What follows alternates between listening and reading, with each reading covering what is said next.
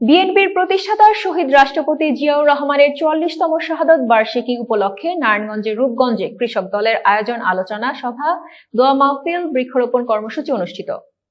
সোমবার ২৩ জুন সকালে উপজেলার জিন্দা এলাকায় এই আলোচনা সভা, দোয়া মাহফিল ও বৃক্ষরোপণ কর্মসূচি অনুষ্ঠিত হয়। এতে দাউদপুর ইউনিয়ন কৃষক দলের সভাপতি মাসুম মিয়ার সভাপতিত্বে ও সাধারণ সম্পাদক নায়ুম হীরার সঞ্চালনায় প্রধান অতিথি হিসেবে উপস্থিত ছিলেন নারায়ণগঞ্জ জেলা কৃষক দলের সভাপতি ডক্টর শাহিন মিয়া। বিশেষ অতিথি হিসেবে উপস্থিত ছিলেন নারায়ণগঞ্জ জেলা কৃষক দলের সাধারণ সম্পাদক আলম মিয়া, রূপগঞ্জ জেলার কৃষক দলের সভাপতি শাহ আলম ব্যাপারী, সাধারণ সম্পাদক ওবায়দুর রহমান।